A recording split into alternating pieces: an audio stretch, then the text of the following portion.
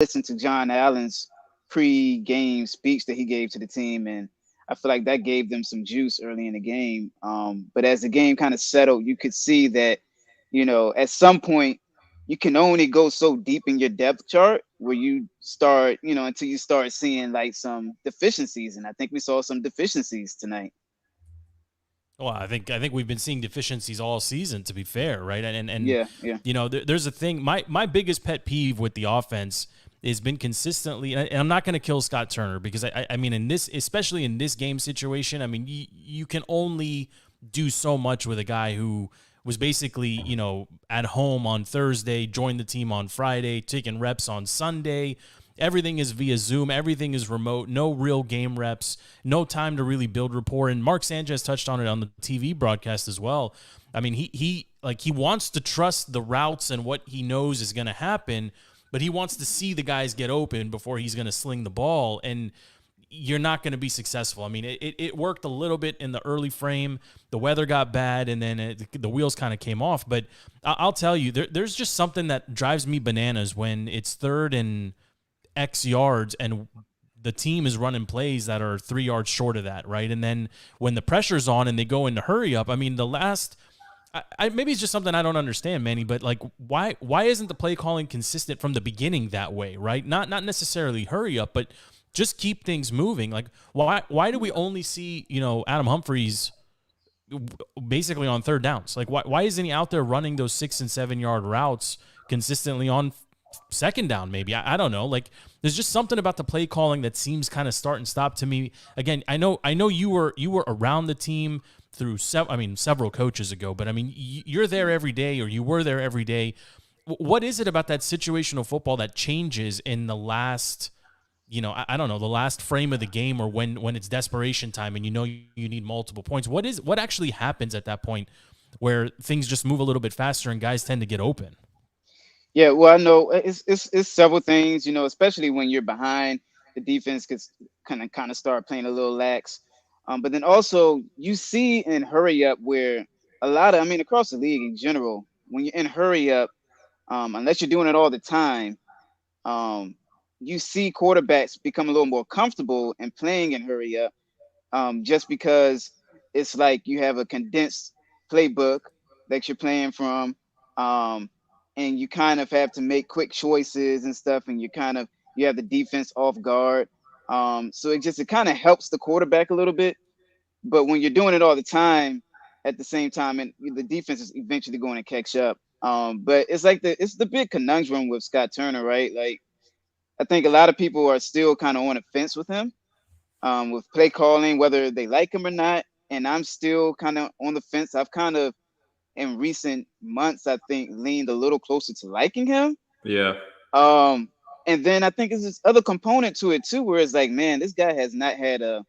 I mean, he's had Heineke this year, but he hasn't had his quarterback. He's had so many injuries on the offensive line, and these may be excuses to some, but like again, like you can't go but so far down your depth chart without having to give a little bit of consideration to what the coaches are dealing with, and I think he's dealing with a lot. Um, but yeah, I agree. I think you saw early in the game where they had this little bit of a rhythm. Sometimes they script those earlier plays and stuff, and then the defense kind of catches up, and then it's on the onus of the coaches to kind of But I mean, but at some point change. you also gotta look at what's happening on the field, right? Like Gibson, Antonio Yeah, touched the ball. I think I'm looking at the box score. I'm pulling up. He had 15 carries for 26 yards. Like at some point you got to say, all right, this ain't gonna work. Like this is right. you can't afford to keep gaining a yard and a half at a time. And to me, he looked injured. And Razzle, we saw this happen a couple times now throughout the season where it was the shin or the toe or something. And Jared Patterson comes in, and I mean he looks like he can carry the ball a couple times, but obviously towards the end of the game they needed to get yards. But did he look injured to you, Razzle? Because he didn't look 100% to me. He didn't look 100%, but they were crowding the box. They knew we were going to have to feed Antonio Gibson in order to, pull out some sort of victory.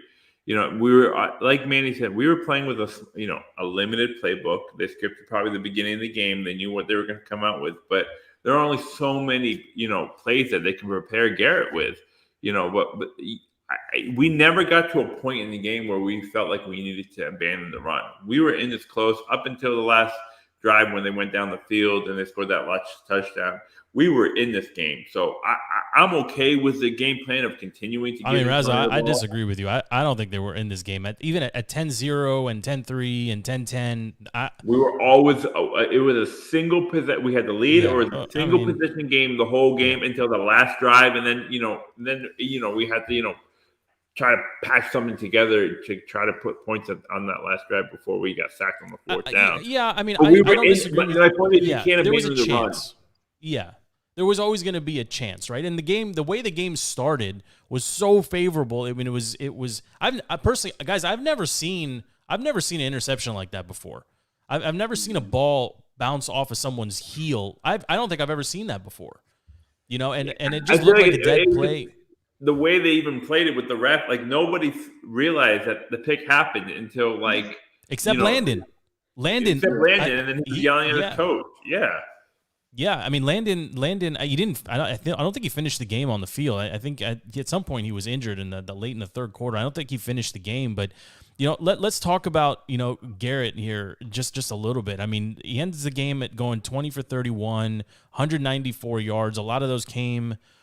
Well, I don't know. A chunk of those came in the first quarter. He had one beautiful pass to Terry. It may have been the best ball thrown at Terry all season where, he really got to show off some of that speed. He had to slow down again. I mean, this is it's going to be the story of his career. He's going to outrun every quarterback's arm with the exception of a very few. But that was a good-looking throw. I mean, he hit him not in stride, but they moved the ball. It looked like, okay, maybe these go routes were going to be there. But outside of that play, we really didn't see anything else from Terry the rest of the way. He was targeted a couple times. But again, like Garrett specifically here, if going into the game, if Scott or Ron or random fan or anybody, if you told him he was going to go 20 for 31 for 194, no picks and no touchdowns, I think we probably would have taken that, right? Mm-hmm. I mean, that's probably the best you could have gotten out of it. It's very Taylor, Heineke in that regard, right? Like just a guy off the street who comes in, runs your offense. I think we would have taken it. I mean, I would have taken it. It's just, he protected the ball. There were no turnovers other than I think on the last drive where he was just trying to get the ball out of there on the fourth down. But he protected the ball. He executed the game plan. We put 17 points on the board, and if our defense could come up with a couple more stops, I think we would have been able to have this game.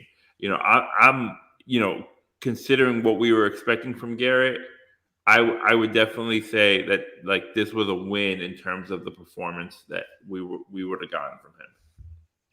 Yeah, and I think we did overall play a game. Considering the circumstances between COVID, between no practice essentially, and then a random Tuesday game and the weather. I mean, the weather was one I wasn't tracking, Joe, personally, but. It ended up being a factor as well, but I don't know if that's an excuse. I mean, Manny, you're shaking your head. It's not an excuse. I mean, everybody's got to, you make your adjustments and you figure it out. But I don't know what Washington could have done better, and that's kind of where that was my thought during the entire game, and just I didn't see they didn't run the ball very effectively. I mean, that's for clear. Yes, they could have run the ball better. But there wasn't one area where they really struggled. I mean, the defense definitely got worn down, and Philly did what Philly's been doing. I mean, they can run. I mean, that's a really interesting team now as every game is a playoff game moving forward. If Philly executes this type of game plan, I mean, they're not good enough to win the Super Bowl, but they're good enough to get into the playoffs and probably to upset somebody's chances. I mean, because the defense – given the Washington football team really didn't have much to do, but they swarm the ball. They try to rip and punch at the ball, but offensively they can run the ball really effectively. And Washington, it was nice to see Montez out there, and they were getting some early pressure. But man, as the game wore on, they were averaging. I felt like they were averaging a first down every time they carried the ball. I mean, and again, some of the chats that are coming in, everybody's saying the same thing. The Eagles were averaging about 7.5 yards per carry in that final frame. I mean, you're not going to win any games if you're getting up that kind of chunk yardage, right? So I don't know, Manny, did you see something they could have done better? I mean, if you were game planning for the Eagles, given the way that the football team was constructed today, I mean, what else could they realistically? What else could they have done to be competitive in this game today? Yeah, I think everybody figured that this game was going to be won by either stopping the Eagles in the run game or having your run game have success, itself. And you mentioned Gibson injury, and I think that his injury definitely was probably bugging him a little bit, but also, I just didn't see many holes. I didn't see many holes on the offensive line. I didn't see much there. Like, I think Razzle mentioned it as well. Like, the Eagles were crowding the box. Like, there just wasn't much there. And so I would have liked to see Scott Turner try to dial up more screens and try to get the ball in different ways to Gibson instead of just giving him, run carries. On defense, I listened to one of my favorite guys. I listened to Kevin Sheehan mentions it like every single week. He's like, man, if the other team just decided to actually run the football, they probably would have success against Washington. And it's like every week you just see these teams that, some of them have had success, but some of them haven't really stuck on the ground because they've had success in the air. But this is the first time I think where a team has really, dominated Washington on the ground. And it's because they stuck with it. And we saw the deficiencies and the holes that we have at linebacker and the injuries on the defensive line because they Man, just, there's a lot of yeah. holes at linebacker.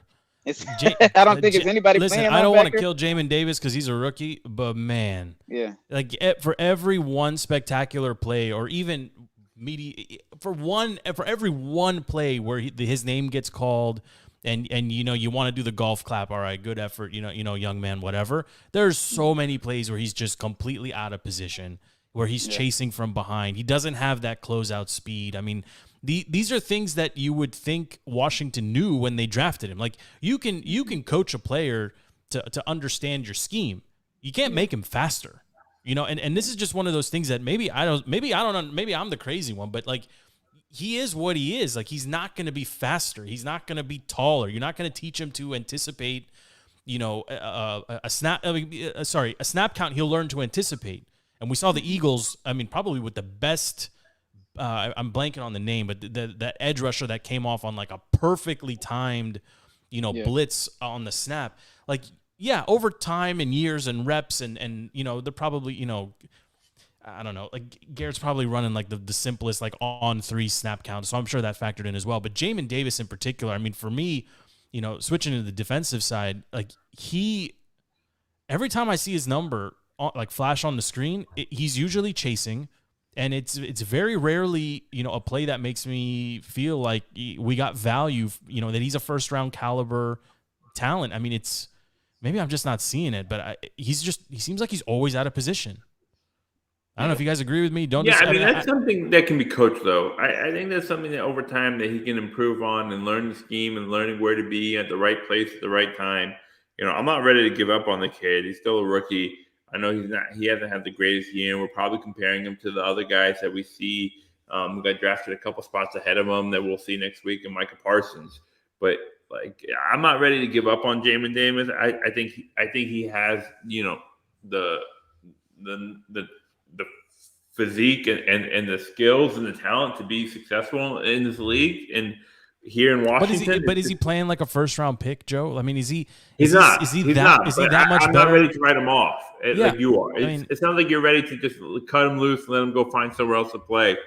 I think he has what he needs. It's more coaching and more development, in this. I mean, I'm not a Cole Holcomb guy either, but I would take Cole 10 times out of 10 over Jamin right now.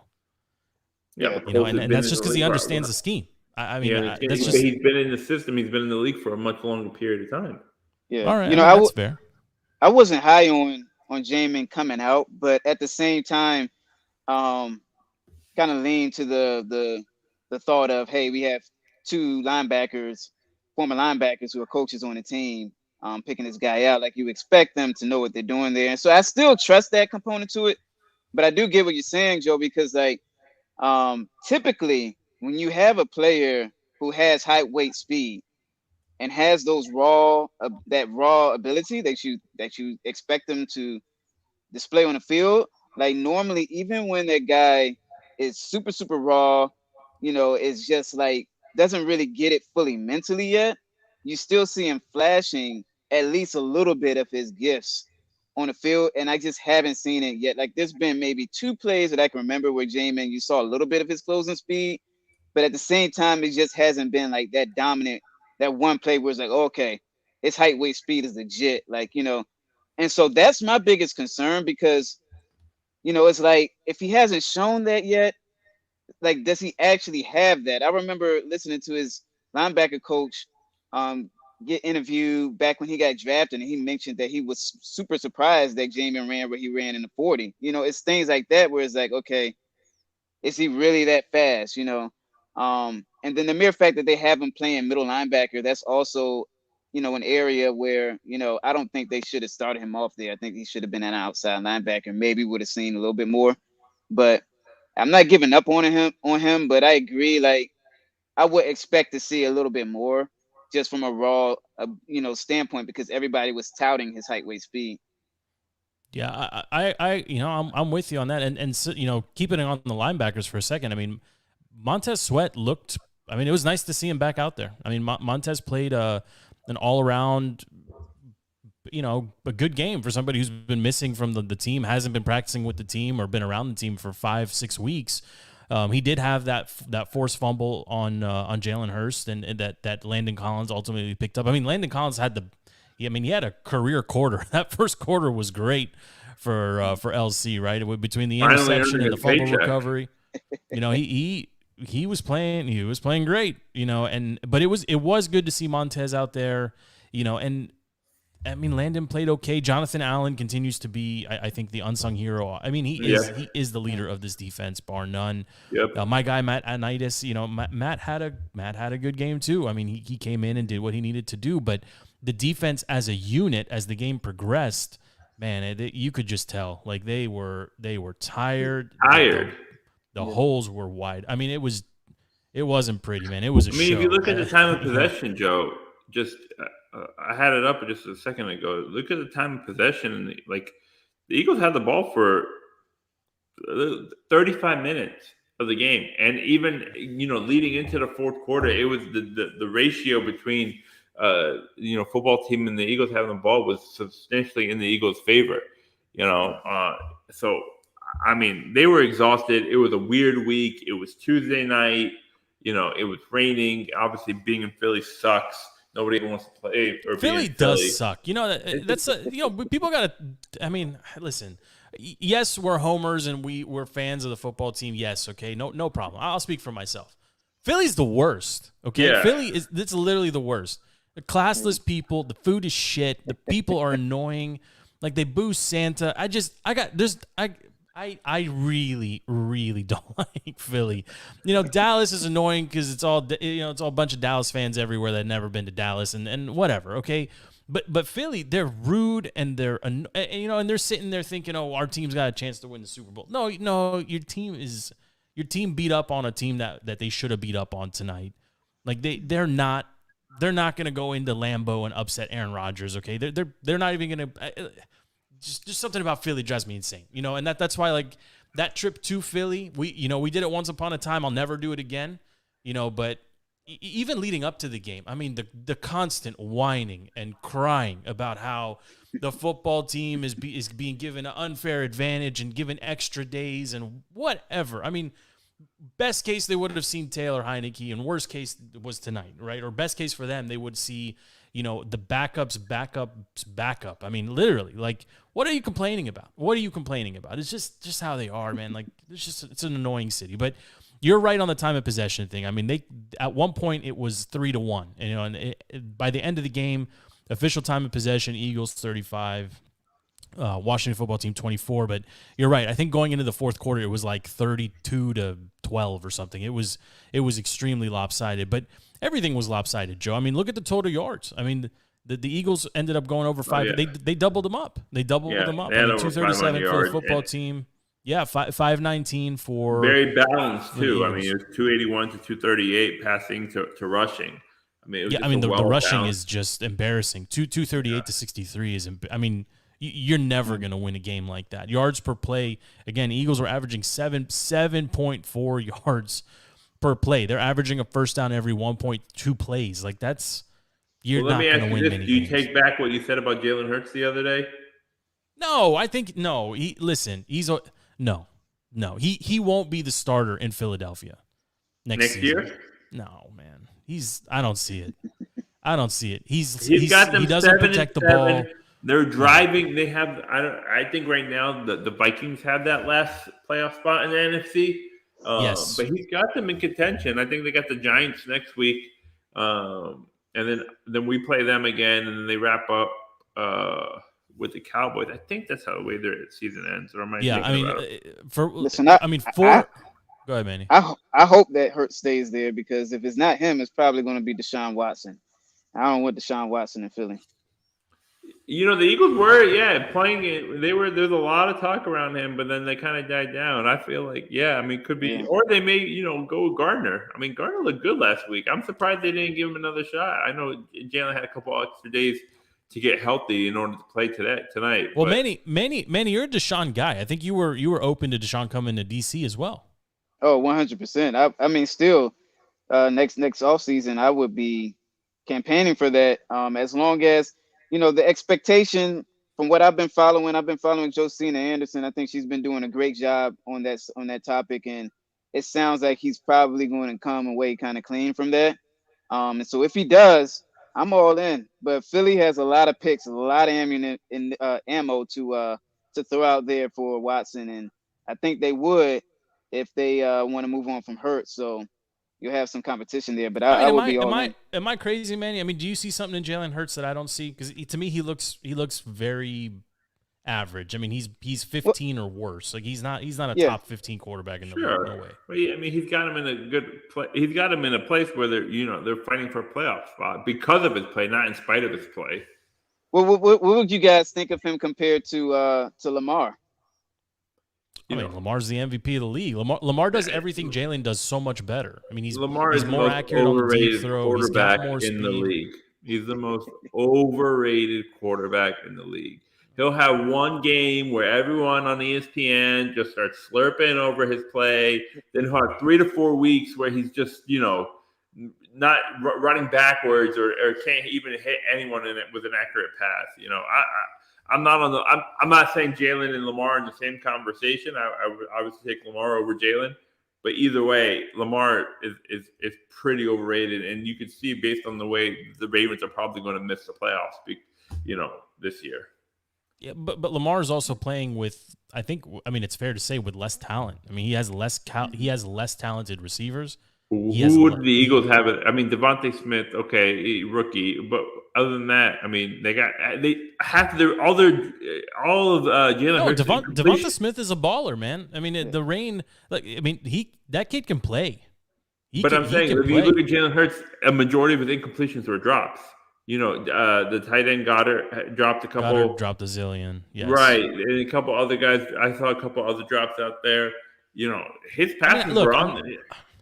I know somewhere out there, our buddy Pete's gonna hate to hear this. Our buddy from Philly, but Philly's quietly assembled a pretty balanced roster. There's no all-stars or Pro Bowlers very very few like true standouts. But Jordan Howard is a very capable running back. As a change of pace back, right? Miles Sanders. Yeah. Miles Sanders. I mean, that stat that they flashed on the screen. How can you have that many yards and no touchdowns? How is that possible? Killed someone's fantasy team. Don't hope. Yeah, well, somewhere he's killing everybody's fantasy team. But the tight ends, the way that they run this offense, I mean, they may be slightly better than their record. Again, I'm not a Jalen guy, but what are you going to say? I mean, they had the Washington football team's number today, 27-17. I mean, it really wasn't that close, even though Washington jumped out to that 10-0. Like, I'm sitting on my couch, Joe, I'm watching the game, and I'm thinking, there's no way that they can protect this lead. It's not possible. It's not possible. Philly eventually is going to figure this out. They're gonna start just packing the box. They're gonna get after the quarterback, and that's exactly what happened. But I will tell you, I wrote down this thought somewhere during the third quarter. At what point do we have to question what roughing the passer is? Because if it's so inconsistently called. The way Garrett was getting hit today. I mean, we saw Chase get flagged against Matt Ryan for literally just tapping him. And today we see Garrett basically. I mean, did you see his jersey at the end of the game? It was all different colors, right? I mean, he spent all day in the mud. He was constantly getting pushed after the throw, shoved after the throw, taken to the ground, body weight of defender falling on him. No flags. No flags. I mean, and I know the league's gonna protect its stars, but that penalty in particular, the defensive pass interference is a terrible. Like, they got to figure that one out too. But the roughing the passer is so inconsistently called, and I don't know if it would have changed the outcome of the game. It probably wouldn't have, but like, to me, it's just something as a fan watching from home. It's so inconsistently called. They have to figure it out. I mean, the call that pissed me off a little bit more was the blindside block by the guard that replaced Sheriff. Oh yeah. I mean, on the DeAndre Carter end around. That was a pretty bad call, because it was a clean block. He came in at a clean angle, and I mean, there was no contention there. I didn't see Ron up in arms about that one, but that one pissed me off a little bit more, because we had a big play, came back because of something that probably 10 years ago would have never been called. Yeah, that's true. For anyone that's listening out there, I see we got quite a few people watching the show. Thank you for hanging out with us. The phone number is 855-908-5668. The phone lines are open. If you want to chime in, go right ahead. I see there's a lot of comments coming in. I'm not going to flash them all on the screen, because there's quite a few that are you can tell some football team fans had a lot to drink. So I'm not going to flash those on the screen, but the general thing I'm seeing here is, there's some disdain for Scott Turner, and I think we talked about that a little bit.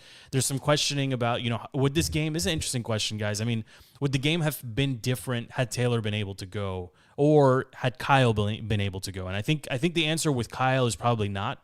I think there's a reason why he's the backup to the backup, but you got to think with Taylor out there, you probably have your full offensive package ready to go, regardless of who's out there to catch the ball, even with the bad weather. If you get a 10-0 start, or a 10-0 start, and Taylor's under center, maybe they fare a little bit better. I mean, you can see the drop off, right? And this is I think what all of us need to try to understand, right? Like, the drop off between quarterback play as you go down the tiers of quarterbacks, just on your own roster, forget about league wide.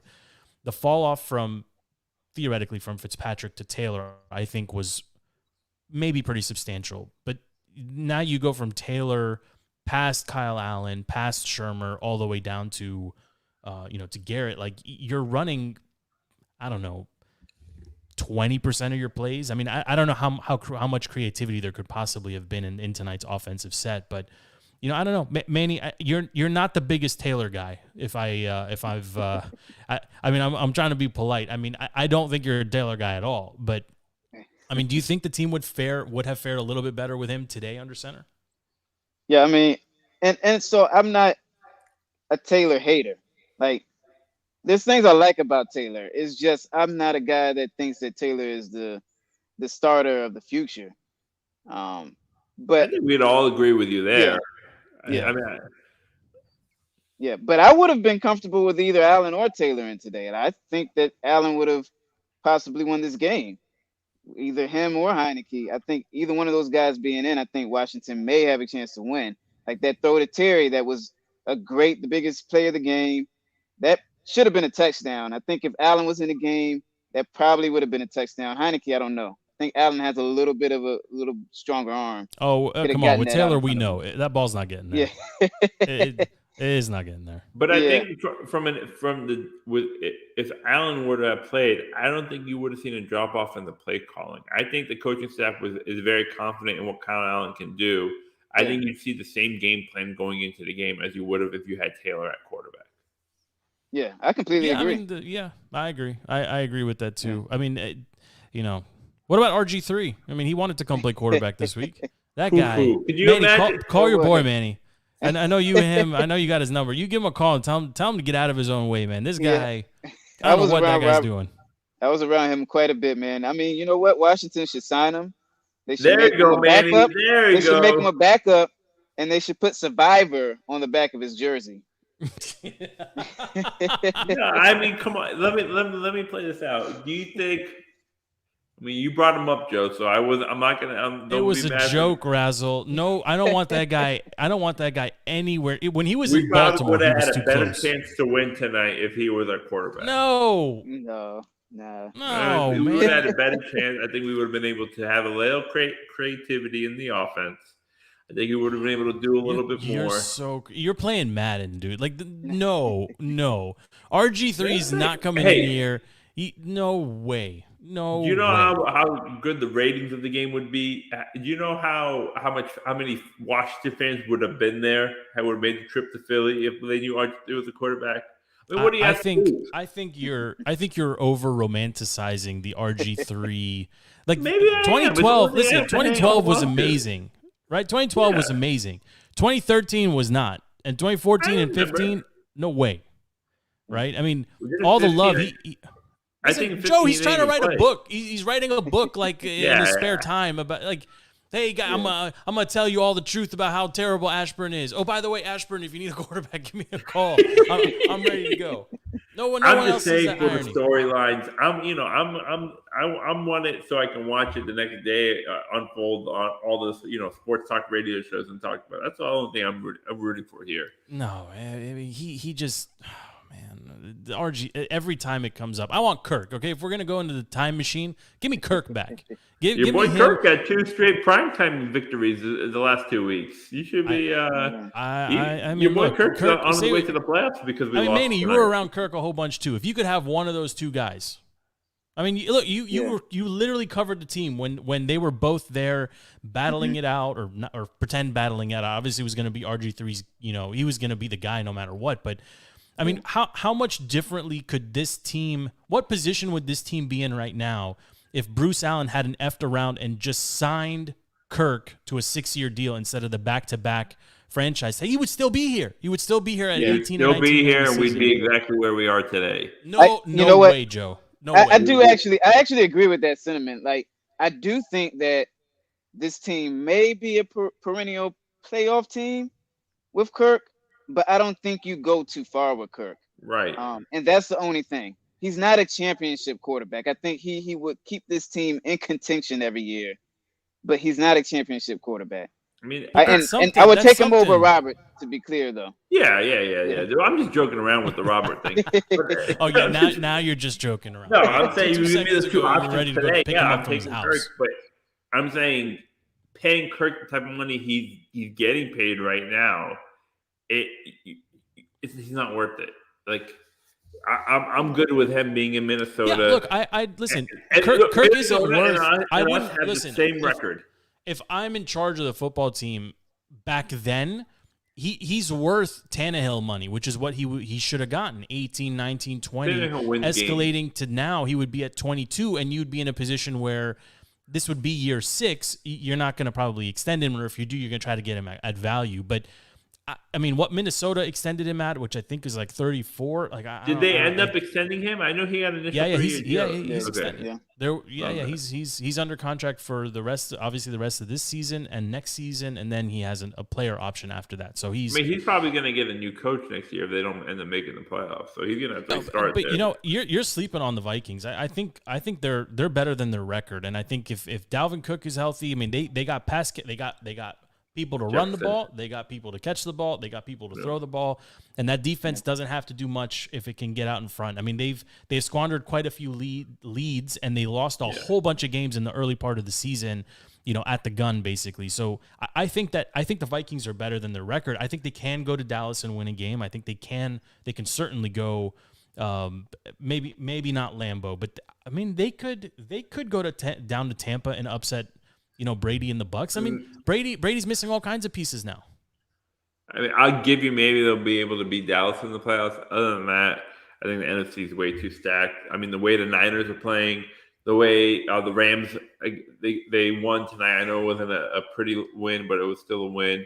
And then also with the Cardinals, we have to see what comes out the last couple of weeks if they can shake off this, this late season these late season struggles that they've been having. At this point, I mean, it's. I mean, I guess with the end of the Eagles game, it officially becomes Dallas week yet again. Yep. Sunday Night Football, I baby. mean, it's interesting, right? We got Wednesday night, Thursday night.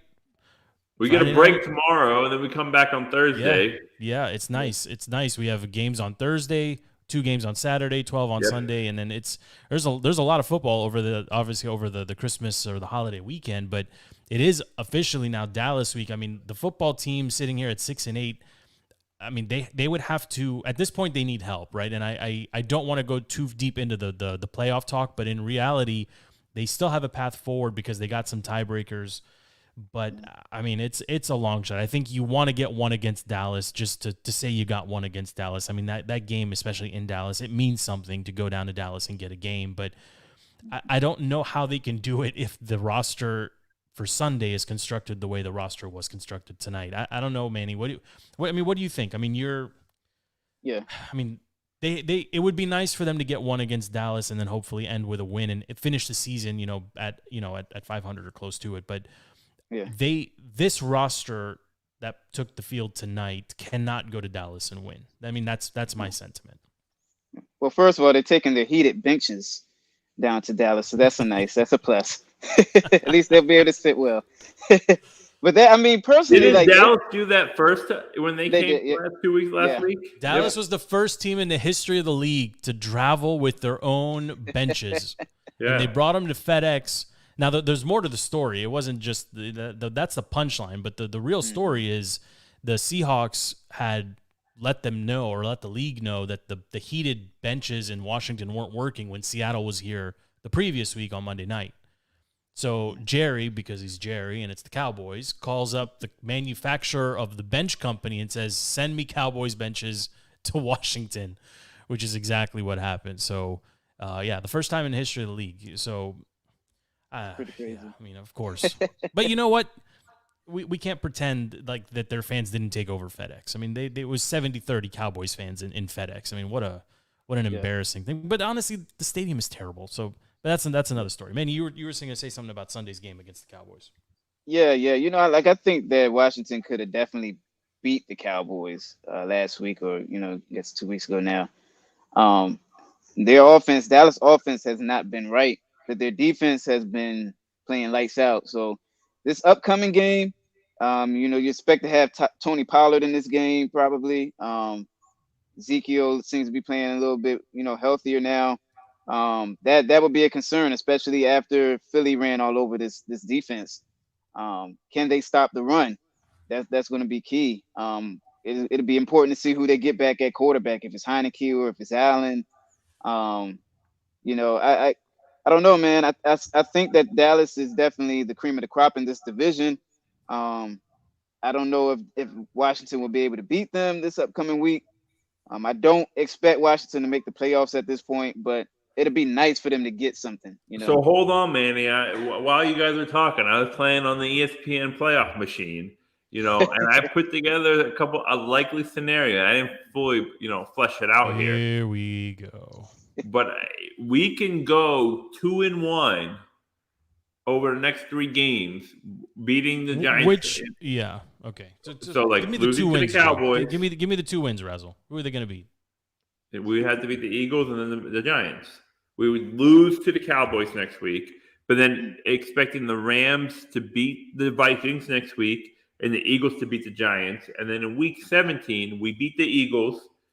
The Packers beat the Vikings, okay? And then week 18, Vikings beat the Bears. We beat the Giants. Cowboys beat the Eagles. We're in.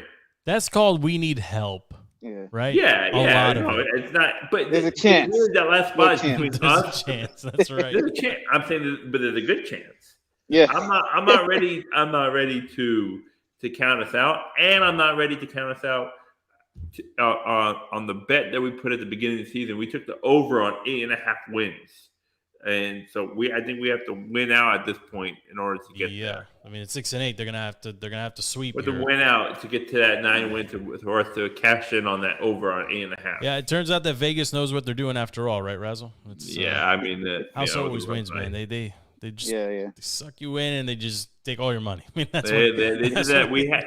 we just, I mean, from a betting perspective, we had under on the the two games yesterday night and then 2 games tonight, and of course the Washington football team game and the Eagles is the one that hit over on the 42.5 points, so we lost our parlay. But I mean, but realistically, how do they go into Dallas and win? I mean, you're gonna likely get Taylor back. You're gonna likely get some of these other players back. I mean, and they kind of sort of held their own against the Cowboys the first time through. But Dallas isn't playing well right now. Isn't that the Dallas from like week 4, 5, 6, and 7? Yeah, but they don't have to play well to beat this team, and defense, we gotta be honest. Their defense is balling, I think. Their defense is balling, but Dak hasn't looked right since he came back from the injury. Yeah, I agree. Zeke is, hit or miss these days. Their receivers have been hurt. Some of them had COVID and were out for a bit. I'm not ready to count us out. I'm not saying we're going to go into Dallas and just win, but I think this is going to be a close game, closer than the one that we had last week, where we have to come back and make it a competition. I'm not ready to count us out leading up to next week. Obviously, it's prime time. We know how the football team perform on primetime games, but the Cowboys aren't firing on all cylinders yet. They're actually getting a little bit more sloppy offensively leading into the playoffs, so that's something that caused me a little bit of concern. Yeah. I don't see how they can go into Dallas and win. And I mean, if they get everybody back and they can keep it close and they get a lucky start the way they did tonight, they have a padded lead that they can protect a little bit, maybe. But can we go back to our preseason predictions? Manny, we sat down, we did preseason predictions at the beginning of the year. And I had us, I had us right around that 8, 9, 10, a little optimistic 10 win. Your boy Joe over here had us going like 13-4. I always listen, man. Listen.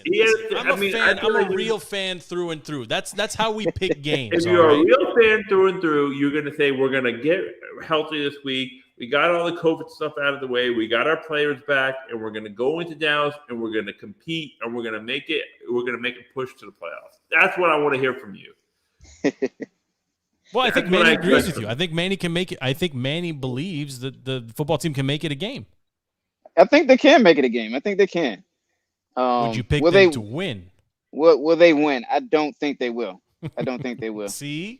And do I want them? And this is the young Washington football team fan in me that all I've seen is off seasons. Like, we look forward to the off season. So I think the selfish wanting to see a good off season side of me is like, hey, if you make the playoffs, that's going to affect your draft position. Do you really want that? Because you're not going to do anything in the playoffs. So what is the end goal here with the season? So that's the wanting me to have a higher draft position thing, I think, in me also, but I don't think they're going to win. Yeah, see, I don't care as much about the draft position. I think it's more valuable for Ron to be able to say, we finished, his 2 years in DC so far, we've made the playoffs both times, or even if they miss out on this year, that we were competing until, despite of injury and everything else and COVID, we were competing, we were really close. I think that's really important because, yes, the draft is important, but I don't trust this team to draft in the first slot, second slot, 15th, 18th, 19th. Some teams are really good at it, and they're going to find that talent in the later rounds or even in late picks in the early rounds. And some teams aren't, right? And Chase, awesome player. Justin Herbert, next level player, right? And that's the easy one, right? But even go back a couple more seasons, Dwayne Haskins. And I think that's where I, put my pen down and just kind of stop talking, right?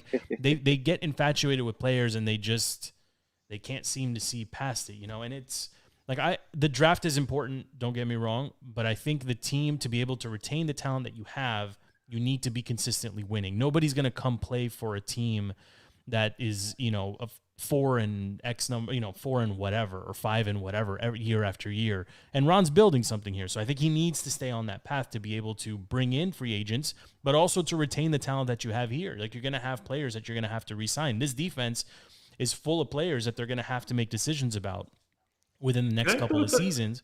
They're going to have to do it. Yeah. Do we think Ron's coming back next year? Not because he's going to get fired. I'm not saying that. Yeah, he'll be back. Why Do you wouldn't he think be back? he looks just so apathetic. You just so like I don't see him fighting with the refs. I don't see him arguing call. Like he just seems so like just kind of going through the motions with this team. I don't like. I watched Matt Nagy last night, and you could say what you want about Matt Nagy, but he was fighting for his job last night, and he was out there arguing with the refs. I just don't see that fire in Ron, and I don't know if it's his health or if it's just the wear and tear of the season. Going through. I have something inside of me that just says he's just going to walk away because he's gotten done coaching and wants to move on to a different phase of his life. I don't think he's done, Joe. I mean, I don't get that sense. I think the body language early in the season was a little bit different. I think when we got a glimpse into the locker room and the David and Goliath bit, and we saw some of that passion, and even on local radio here when he does his radio hits, I think it's still there. I think it's different, post cancer. I think he's going to approach the game differently, and he has probably a larger different life perspective on everything, right? Which is totally understandable and totally. I mean, it's awesome. Like no problems there. But I don't know why he would leave. Like he right now, like he's got a lot of political capital, if you will. Like he's in the good graces of the fans right now, right? Like he's done something here that we haven't had in a while, which is make the team competitive in December. Like we haven't had that. They didn't lose a game in November. Like we had, like these are things that haven't generally happened around the football team basically during Dan's entire tenure of ownership. It's been flashes in the pan. It's been, Gibbs, 2.0 and or whatever. And there's a couple seasons where they look really good and then the fall off, and RG3 flash in the pan. What an amazing season 2012 was. And 2013 was laughably the opposite. I remember Operation Patience or whatever it was, and he came out and his leg blew up. All in for week one, baby. Yeah, all in for week one, exactly. That's when you knew that experiment was over, right? When he was about his docuseries and not about the team anymore, right? And it's unfortunate, but that's what happened. And then there was the several years of Bruce Allen not being able to pronounce people's names. Like that's what we've been dealing with here, right? So I think Ron is, if nothing else, he's stabilized everything, and for better for worse, he's tied to the team until they pick a name. I mean, it's his bad luck that he's here when the team is going through this. What's the latest on that? The last rumor I heard is they got the name picked and they're releasing it soon. Are they just waiting until? I don't know. Manny's the insider. Manny, what's the name going to be? I don't know what the name's going to be. I mean, I've said this for a while now. I think I said it before even it became popular. But Commander seems to be the front runner. Unless they have a name that nobody's heard of yet, that's what I fully expected to be. I was on a call last fall, I believe it was, with several local media personalities and stuff, and we went through like a whole list of well over 1,000 of names, and that was one of the ones that kind of came into play that a lot of people clung on to and speculated as being like the name, because they were going to choose Warriors. Like that was 100% going to be the name. But because of the feedback from the natives, it didn't happen. And so Commander seems to be another, kind of almost that Warriors, a play on Warriors that can kind of give you what they wanted from that name. So I expect it to be that. And I expect it to be announced early in the new year. What do you think of the name, Manny? Like, what do you think of that name, the Commanders? Because I've heard variants of it too. Like, I've heard command, like the command, as opposed to the Commanders, like singular. Yeah, there was also the Commandos, but I think that one was canceled pretty quickly. Commandos. Well, I mean, if it's gonna be the Command or the Commanders, I mean, do you have a preference? I mean, how do you feel about it? I mean, it's so different than obviously the former name, the Redskins. But I mean, yeah. Do you feel passionately or strongly about either of those? Yeah, I mean, I don't hate it. I wasn't in the big Red Wolves party. I liked Wolves, but I wasn't in I wasn't really in the whole play of like, hey, let's name this team after an animal when it has nothing really to do with this area. To me, Commanders still has something that kind of ties you to, hey, this is the nation's capital. This is not America's team, but this is still the should be one of the pinnacle teams in the NFL. Yeah, it's the You freaking know, capital of the world. The DC yeah, is the capital of the world. yeah, Yeah. and I feel like Commanders kind of attaches you to that, and so I don't hate it, I don't love it. For me, like I'm always an aesthetics guy. Give me good branding, and I'm cool with it. You know what I mean? Whatever name they're gonna pick, we're gonna like it, we're gonna hate it. There's gonna be so many mixed opinions that eventually we're just gonna get used to it. You know. Yeah, But absolutely. Razzle, the Commanders wasn't your top pick though. You were on something else. I mean, I was hoping they just keep it like Skins, just say the Washington Skins, but I know they wanted to get far away from the previous name as possible. I like the Warthogs or something like that. Warhogs is kind of cool too. The 'Cause Warthogs would logo have been would be kinda cool, kind of keep a little bit of Yeah. tradition. You know, I was big on the Valor. I mean, but I don't think Teddy Leonsis is going to give up that name. But the Washington Valor has a Yeah, that strong would've been logo, dope. strong name, strong everything, right? But Mhm. yeah, I don't see Dan approaching Teddy to be like, hey, let me buy the. he's not gonna pay for let me- anything. Danny He's not- gonna pay Yeah. anybody. Exactly. And everything Yeah. Wolves is owned by the Timberwolves. Apparently, everything Warriors is owned by the Golden State Warriors. So I mean, it's Yeah, it's I not think easy to go find something that no one's ever thought of before. yeah, I think Commanders is an easy segue from Washington football team. I mean, Yeah. I when they put that logo in the middle of the field last month or whenever it was, and just looking at it, I was like, man, that's I mean, it's such an easy transition. All you got to do is replace football team at the bottom of that circle with Commanders, and there's like kind of your logo. They may go with a different logo, but I mean, it's such an easy transition because either way, I think they're going to go with the W as being that main Yeah, front, I'm thing. I'm curious though because like Commanders begs or it really like you would think it would be like a camo color scheme, right? Not burgundy and gold, and I think that's where the Yeah. fan base may really lose its mind. Yeah, No, it they're would be not cool. gonna change the colors. Yeah, I don't think they changed the colors, but it would be cool to have an all uniform that's like Yeah, that why camo not? color. Why not? Yeah. For one glorious season, we had those black uniforms, which were awesome. I still got I got a Sean Taylor black jersey and a Santana Moss, and this is one of my favorite ones. They wore them once, I think, and it was at an event. It wasn't even for a game, but Is Right. Santana still doing local radio? he's Yeah. on two different. He's on two different Yeah. podcasts. But Mhm. yeah. I mean, look, this is a long Tuesday night. The Washington football team unfortunately dropped this game in Philadelphia. We officially begin Dallas week. Any final thoughts, Manny or Razzle? I mean, it wasn't pretty. They have a ton of work cut out for them as they head to Dallas, and I think they're heading down to Dallas and like they're coming back tonight, and then they're flying out immediately tomorrow afternoon to Dallas. I think Ron wants them there, but we'll see what happens, boys. I mean, Manny, thank you for making time. Thank you for man. coming on the show. It's awesome to see you and catch up with you, Razzle. Thank you as always again. We got about a minute here. Any final thoughts, boys? Yeah, I would say like I continue to see how this team just fights for Ron Rivera, man, and for each other. And I think that's a positive sign moving forward. Regardless if they make the playoffs or not. Like I think you can hold on to that and know like these Ron Rivera hasn't lost the locker room like he could have early in the season, but he hasn't. And they've been fighting for him and the whole David and Goliath thing, like you saw how the team just rallied around that. Yeah. Hopefully it continues, Manny. Hopefully it continues. I mean, we'll see what happens. It's been a long night, but thank you for making time, Razzle. Thank you for making time as well. My name is Joe. This is Defeating the Curse, available on all platforms. Until next time, we are out.